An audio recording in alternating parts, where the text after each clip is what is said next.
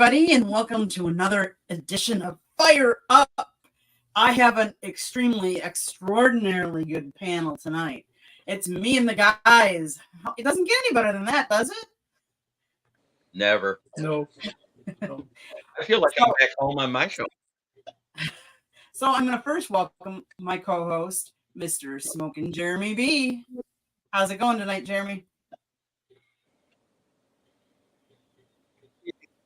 Fantastic, Candy. How are you? I'm okay. I'm doing okay. And then Mr. Will, how are you tonight?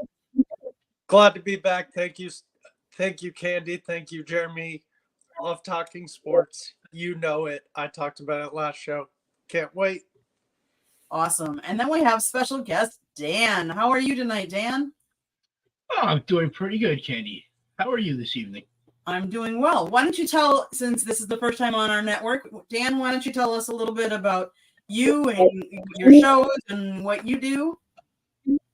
Well, I co-host Lions Talk every morning with JB. I am the owner of Von Doom Creations. We do a lot of mini helmets. Right now we're getting into shirts, tumblers, hats, woodworking, resin work. Just anything kind of sports related to it. We're going with that. Awesome. Sounds cool.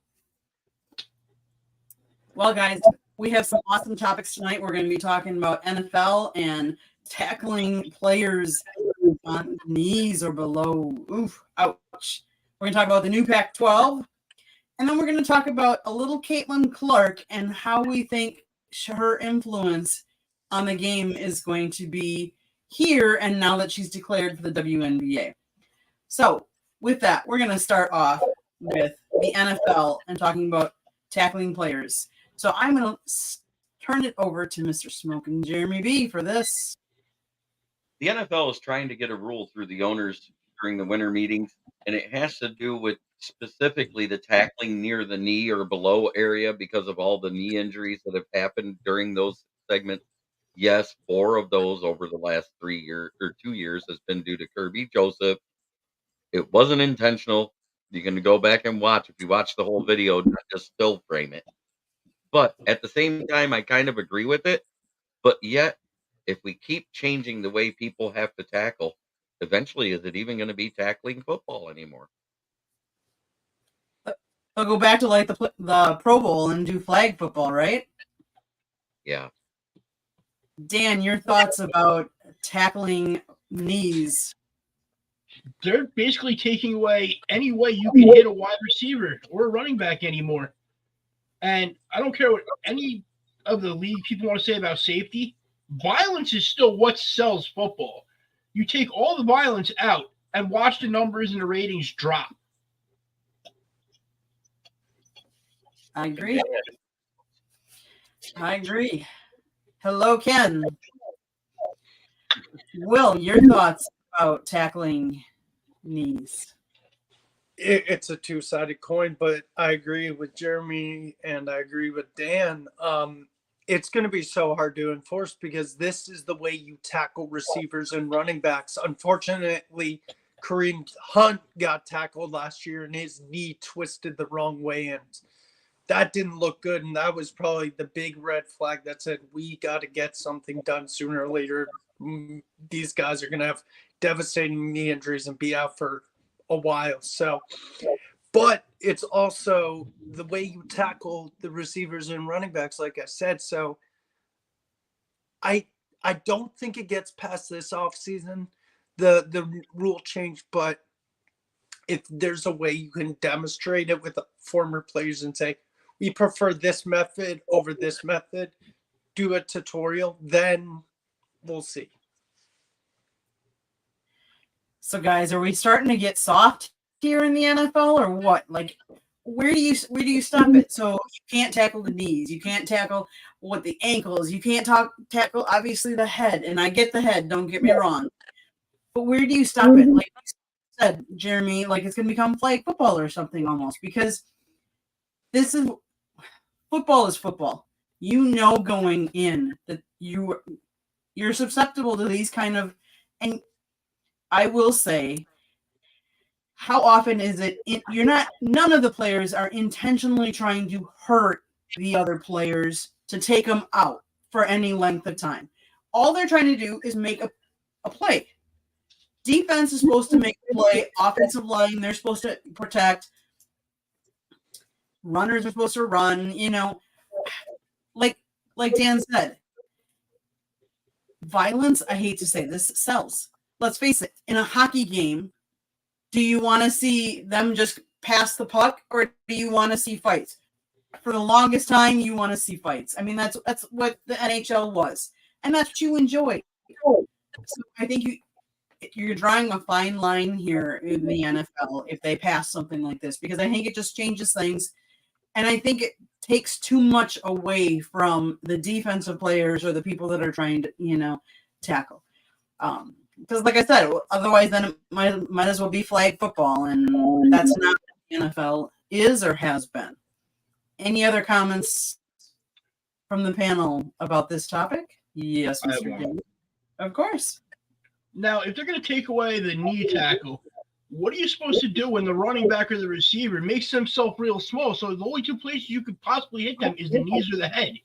Is that an automatic foul coming in right there? Exactly. I was going to add the same thing. Number one, when you're a smaller defensive back, because most of the defensive backs only weigh 180 to 220 at most. So when they're trying to tackle a 260-pound tight end, what are they taught to do? Go for the legs. Because you take out their legs, they can't keep going. And it's a fundamental way of tackling a guy bigger than you.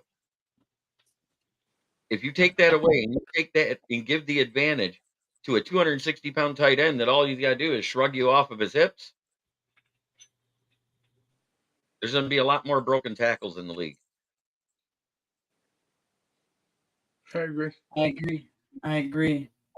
And like we said, where do you stop? Like, where does it stop then? Because now all of a sudden you can't tackle there.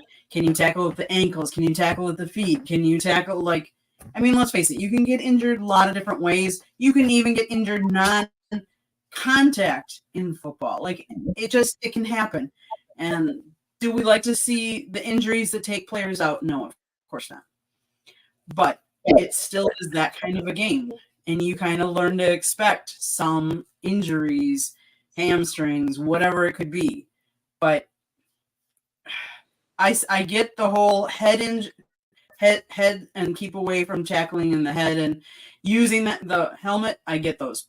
But as far as tackling players around the knees, again, it's part of football. And as long as they're not really trying to take somebody out and take their knees out and really injure them, you got to be careful here, because how are you going to enforce it and everything too? So, okay, well, we have the Pac 2. Let's talk about them and what's going on with them. Smoking Jeremy B, this was your topic. The Pac-2 commissioner, I can't call him the Pac-12 because there's only 2 teams, is fighting to keep his 2 teams in the Pac-2, or the 2-pack as I like to call it, because there's only 2 teams in it, and that's Washington State and Oregon State, correct? Correct. Mm-hmm. So the reason why he's trying to keep it going is they're going to try to incorporate a lot of those Mountain West teams and probably Hawaii, just to keep it going, because Hawaii's always been a travel destination for the Pac-12 anyways, for their out of conference. If they add them to the conference, it makes it a little more viable. I think he wants to get it to at least a 6 or 8 team conference to keep it alive. Dan, your thoughts? There's a reason there's only 2 teams left in that conference. Because they're the only 2 new teams that nobody wanted. Dude, exactly. Realistically, if the conference isn't going to give you a shot into the playoffs for winning it, there's no point for teams to be there. Mm-hmm. I pulled the conference. Will, your thoughts? Yeah, supposedly they're trying to keep the teams encouraged by media rights, but really, like, and I get it, they're going to try and bring in Mountain West teams like Hawaii and maybe Boise State and these other teams. But like, these games are on late at night anyway on the East Coast, and they don't get a lot of viewers. And for the conference to stay alive, they're going to need 6 more teams to stay relevant in a 2-year period. And you know what? I hate to say this and be negative, but I wouldn't be surprised somehow, some way. I know they were left over because no one wanted them, but somehow, some way, I feel like the Pac-12 or the Pac-2 is going to dissolve and not be a conference anymore. Okay, so this conference has been in existence 108 years. As 10 of its members are poised to join other Power 5 conferences beginning July 1. The soon-to-be 2-team conference struck a scheduling agreement with the Mountain West for the upcoming football season, and both the Beavers and Cougars will be affiliate members of the West Coast Conference in 12 sports, including men's and women's basketball. Now, they have said that the league, the NC2A, has given them a grace period that allows them to operate as a 2-team conference in 2024 and 2025. But how realistic is it for them to keep going for TV rights, for anything else?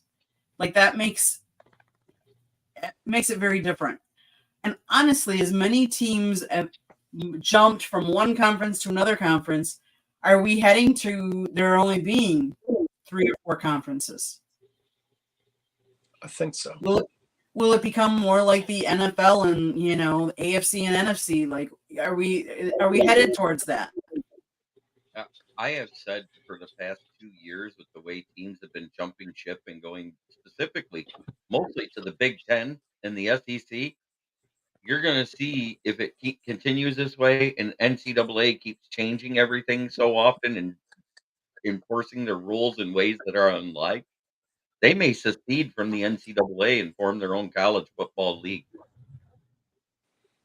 Yeah, exactly. And personally, I think that it seems obvious. No recruits are going to say, go to the Pac-12 and say, oh, Oregon State, Washington State, yeah, I want to play, unless it's like a hometown kid who only gets offers from those two, because I think they're going to lose so many recruits because of this. Yeah, I mean, if you actually look at it, Washington State and Oregon State, do you know what they get? It's kind of like the difference between the recruits that go to Michigan State versus Michigan. Yep, leftovers. All you have to do is look at the recruiting class is different. The 4- and 5-star recruits that are in the area, 9 times out of 10 will go to Michigan, Ohio State, or some other school in another state where the weather's nicer. The lower end 4, 3, and 2-star recruits go to Michigan State most of the time. The leftovers. Yep. No, I agreed. I was just saying I agree with Jeremy. The leftovers. That's horrible.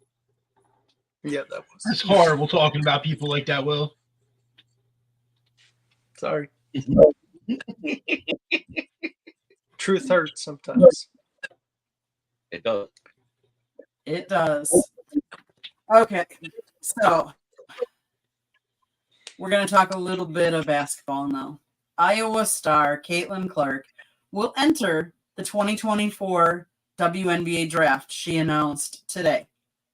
She is the all-time leading scorer in women's college basketball with 3,650 points. She only needs 18 points on Sunday against Ohio State to pass Pete Maravich's NC2A record of 3,667 points. How do we think she's going to fare in the WNBA? And do you think she has increased the heightened awareness of women's college basketball and WNBA? And do you think she's going to influence young girls to follow in her footsteps. This time, we're going to start with Dan. Well, she's definitely heightened college basketball for women. But, in my personal opinion, that is the height of the sport for women. College basketball is where they get all their attention. The WNBA, nobody really cares about it because it's a newer thing. You don't have all the highlight stuff to catch people's eye. It's more of a fundamental game that nobody cares about anymore. They want long-range threes and big dunks. And I think Caitlin Clark's a hell of a player. I think she's going to be a star in the WNBA. But I don't see one individual person being able to change the entire landscape of the game to make it where it's attractive to people to watch. Okay. That's fair. That's fair. Will, your thoughts? As you guys know, I'm on a WNBA, NBA, NCAA show with our friend Megan. And so we talk about Caitlin and the other women, and Caitlin's phenomenal. And yes, people say, oh, back then Pistol Pete didn't have a 3-point line. Well, we can't help that now because times have changed, sports have changed from the NBA, NFL, MLB. You know what I'm talking about. But she has brought attention, not only her, but Paige Beckers, Angel Reese. They sell out arenas. There's been a lot of women the last few years who have brought the women's basketball game going up and up and up, and Caitlin's only making it better. Like Kobe. Kobe was a girl that his daughter was going to probably play at UConn or one of the major basketball women's schools. And yeah, it's getting eyeballs all around the country. Like I said, it's selling out arenas. And it's going to be very interesting because she's projected to go number 1, which I do think she will, to the Indiana Fever. And she'll be playing with Aaliyah Boston, Nolissa Smith, Kelsey Mitchell, and Erica Wheeler. And you know what? Do I think she'll average triple doubles like she does in college? No, but do I think she'll have a good stat line? Yeah, I'm expecting maybe like 15 points per game, maybe 13 points per game, 6 assists and 2 rebounds. But yeah, she's bringing eyes around the country, men, women, NBA players sometimes go to WNBA games. Like it's awesome what she's doing. Smoking Jeremy B. Your thoughts? The Iowa has gotten to the point where courtside seats are $10,000 a piece to watch Caitlin Clark right now. The nosebleeds are around $1,500 a piece. It's nuts how much it's costing to go to that small basketball court. But at the same time, she kind of dominates the news for Iowa basketball right now as a whole. The Iowa's men's basketball team hasn't been doing that good, and it's all about Caitlin Clark. I think she has the chance to help the WNBA become more relevant than what it is. But you know what I want to see her drafted? The girl that flipped her off last year after the national championship game. I want her to go to the team that is their rival because that would make for some heated stuff every game. Oh, yeah. Yep, that's true. Okay, so now to my favorite segment, the segment that I came up with, which is where we all talk about my town. And it's either a story from the town you currently live in or the town you grew up in, favorite team that you grew up watching or whatever. So we are going to start with Mr. Will. Cool. So I live in Charlotte, North Carolina, and the Charlotte Hornets are planning to hire Brooklyn Nets executive Jeff Peterson as the head of basketball operations to replace longtime basketball operations Mitch Kupchak, who is, as we know, with the Lakers.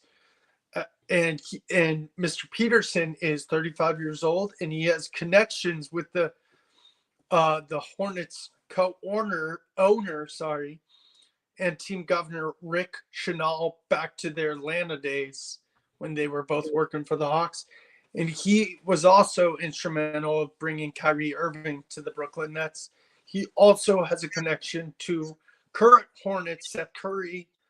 When Seth Curry was in Brooklyn, Mr. Peterson was working for the Nets. So it's cool to see a young mind who's 6 years older than me go into a big role like this in a state that loves, eats, breathes, and sleeps basketball in North Carolina. And hopefully this brings a winning culture to the Hornets. And they haven't made the playoffs in years. So hopefully it brings more people to games and sells more tickets and has people buy more merch and get us more good players so we can build up and become a more prominent basketball team. So that's going on in Charlotte. Okay, Dan, what's happening? First of all, what is your town and what's happening there? I live up in Valley View, Pennsylvania, the middle of nowhere. Okay. Middle of nowhere. And the closest thing, anything sports related to me would be Penn State. And the only good thing coming out of there is Chop Robinson looking like Micah Parsons at the combine. That is it. Is there a team that you follow more that you would like to talk about though? I'm a big Giants fan. I grew up in Point Pleasant, New Jersey, and I'm a big Giants fan on that. Right now, I guess that entire team is a total mess. But our coach was rated one of the most liked coaches by players in the entire league. We may be able to keep our star running back. I pray to God. Yes. We don't want him going to Baltimore. No. But Okay. other than that, really not much. Okay. Jeremy. Well, here in Michigan, we got a lot to talk about. It looks like the Red Wings, even though they lost tonight, are still in pretty good control of making it as the 8th seed in the playoffs. And we all know how that worked out for Florida last year. So I'm not saying they'll win it all, but the chance is there. So you're saying there's a chance, which means if the Tigers do as good as they're projected to do, Michigan, for the first time that I can remember, can have 3 teams in the playoffs in their respective seasons in one calendar year. That's awesome. That'd be pretty amazing. We all know the Pistons aren't going to be in the playoffs for probably for the next 10 years, the rate they're going. Is true. That is true. Okay, so I struggled with what to come up with, I'll be honest with you guys tonight, because I do live in South Florida, so there are the Florida Panthers. They're doing well. FAU men's basketball is doing good. USF men's basketball is doing good. In fact, we're going to the FAU game on Saturday, so I'll be sitting down on the court taking pictures again. And then but my heart is in Wisconsin because that's where I grew up. So I am, yes, Packer fan, to the dismay of some of you. But I'm going to talk a little bit about Bucks. So I read a report the other day that they were talking about Damian Lillard and how he's lonely in Milwaukee. Well, of course he's lonely in Milwaukee. His family doesn't live there. His family still is in Portland. His mom, his kid, his wife. Like, who even made that a story? But I will also say, for all of the naysayers of Doc Rivers, and I will yet to hold my opinion, but the Bucks defense has moved from number 22nd up to number 6 in the NBA since Doc Rivers. So he has improved the team. Now, whether he can take us all the way, because there are a lot of people that think Doc Rivers cannot coach in the postseason, that has yet to be seen. But he has made an improvement over a team that got rid of the defensive player of the year and started out really bad because they moved the defensive player of the year. So they have improved that. But good luck to all the teams as March Madness is going to start. They're going to start their teams are playing in the last 2 weeks, 3 weeks, I want to say, of the seasons, and then their conference 2 tournaments weeks, coming up. 2 weeks, well, I it believe. is a good time for college basketball, and it's a good time to be watching college basketball because they are vying for things. And like the NHL, they're going to be vying for playoffs. This is the time of year you see good games, and teams try and rise, or you're going to find them fall flat on their face and not go anywhere. So I would just say go out and enjoy. And there's nothing like going to see some of these in person. Yes, you can watch things on TV, but there's something to be said about actually live. You know, when we had COVID and everybody couldn't go, you had to watch things on TV, but go see some of these. Go support some of the college games and see the excitement. But my one thing is if you do go, do not storm the courts. Don't injure players. Please. Safety. You can be excited and you can go down on the court, but you do not have to storm the court. There is a difference. Dan, I kind of saw you. Yeah, that whole don't injure players. I watched that clip of that guy like probably 15 times, and he body checked the fan. He put himself in harm's way. Yeah, the fan reacted. That's how the punch or push to the back happened. And then his knee got hurt. It wasn't because it was just initiated by the fan, but at the same time, they got to do something to kind of regulate it to get the opposing team off the court a little better. Maybe get some of the backups already in the locker room and then just leave it where the 5 guys that are on the floor there with the coach. Do something to limit how many players are on the floor before the fans storm especially at a big rivalry game like that, because that's when it's going to happen. It doesn't happen at your normal games. It happens at those big rivalry games, especially when one's way underrated compared to the other team and they knock them down when they're a ranked team. I don't care who you are. Those kids are hitting the floor. Yep. They're going to be like a down with the sickness, you know. I've stormed many of fields. No, I was saying I stormed many of fields. Mm-hmm. I was at the USF FAU game, and for any of you that know college basketball or know the state of Florida, USF is in Tampa on the West Coast, and FAU is in Boca, and they are on the East Coast. FAU was ranked, USF was not. USF has a 10,000 plus seat stadium. FAU has like a 3,000 seat stadium. They played at USF. USF stuffed that stadium. It was full. It was the largest crowd they've had. It was over 10,000. And yes, USF came away with the win. And so, yes, he stormed the court. And it was interesting because I was literally taking pictures on the court. So they came and they stormed around us. And it was interesting how they tried to still usher the FAU team off the court because obviously they wanted to celebrate with their home court. And they had some security, but not enough that they were still getting pushed around and stuff like that. So yes, I think something has to be done. I'm not exactly sure. If there's somehow they've got to be able to hold people off until people go. Jeremy wants to say something. I can see it.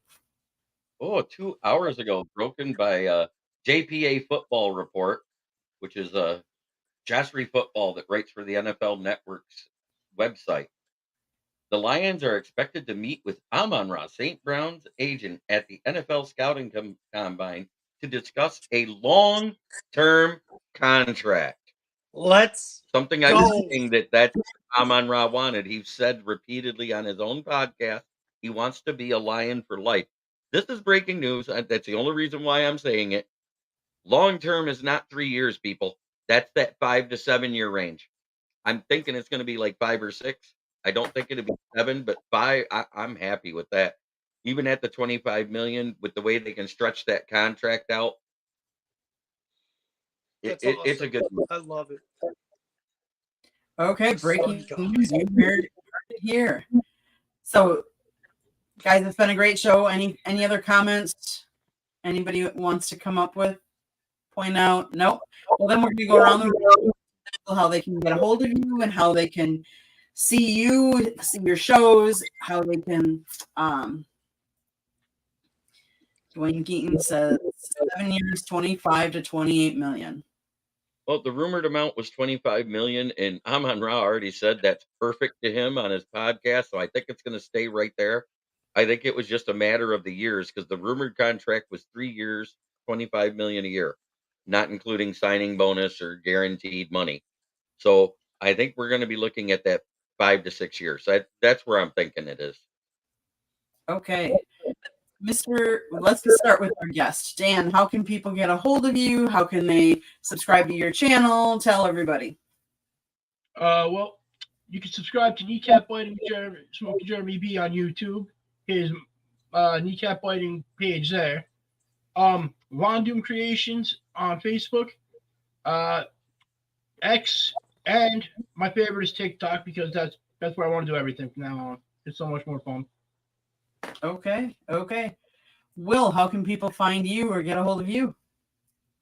Wednesday nights, you can find me on the NFL Roundtable, hosted by Smoking Jeremy B and Von Doom, aka Dan Leonard. You can find me here on Thursdays or on the Sip Off, hosted by Megan Price. Fridays, you can find me on the Lions Fan Cave chat, hosted by Jeremy B again and Von Doom, aka Dan Leonard. Again, thank you, everybody. Much love. I appreciate all of you. Sounds good. Jeremy.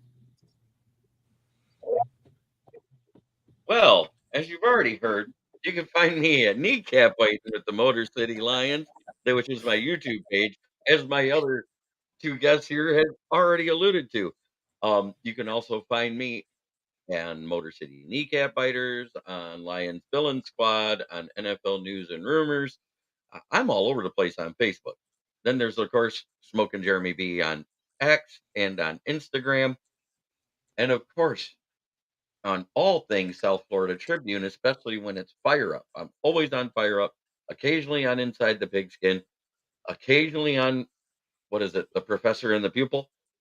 Mhm. So I think that's all the shows that I pretty much am a part of in the South Florida Tribune network, which is on the South Florida Tribune channel. And if you haven't done it, guys, go ahead and go down there and hit that red subscribe button. And if you haven't done that, hit the like button while you're at it. And if you know some sports fans, because as you see, we don't just talk football, we don't just talk Lions, we talk all around the NFL, we talk all around the NBA, WNBA, NCAA. We go all over the board because that's what good news programs do.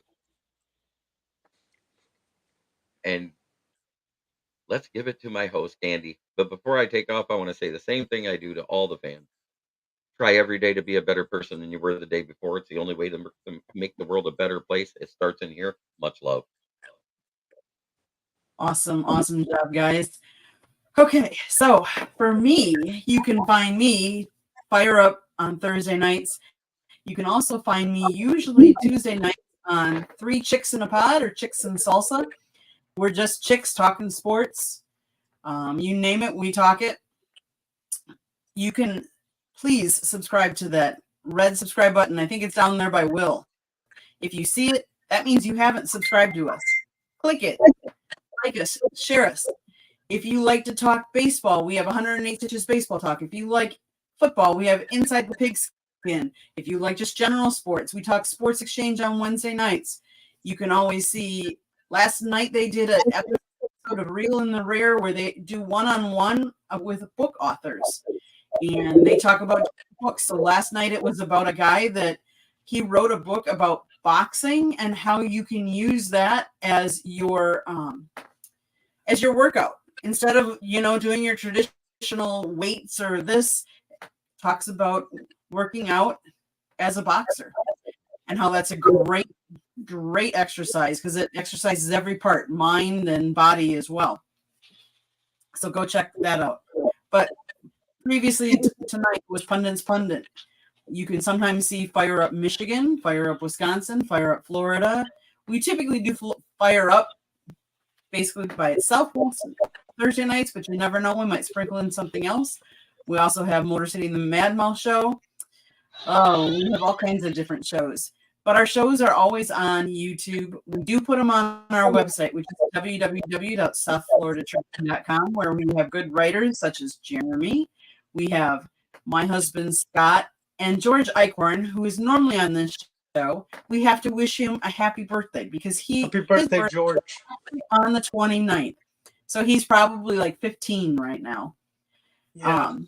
That many birthdays. But so happy birthday, George. We miss you. And Ralph, we miss you too. You are on vacation, on a much needed vacation. So let's see. You can always catch our broadcast on podcast, wherever you get your podcast, Radio, Apple, Spotify, Google, or wherever. Guys, go to our website, www.southfloridatribune.com, where you can find their writings. You can also find, we have a couple different NFL teams that send us their transcripts. So we had the Jags sent us transcripts this week as they talked from the combine. We also have FAU sends us all kinds of things. USF, the Panthers sends us things once in a blue moon. Let's see who else sends us. You just name it. Go over there and check us out. See what it is, and you can see some of my pictures that I've taken. So thank you guys. This has been a great show. I appreciate Dan, you coming on as a guest. Thank you very much for coming on with us. Will, of course, thank you. Yes, ma'am. And of course, my co-host, thank you, Jeremy. Where would I be without you? Good thing I don't have to find out right now. So I do all right in a pinch. you do good. For Jeremy, Dan, and Will, thank you. You guys have a great week and catch some good sports. Thanks.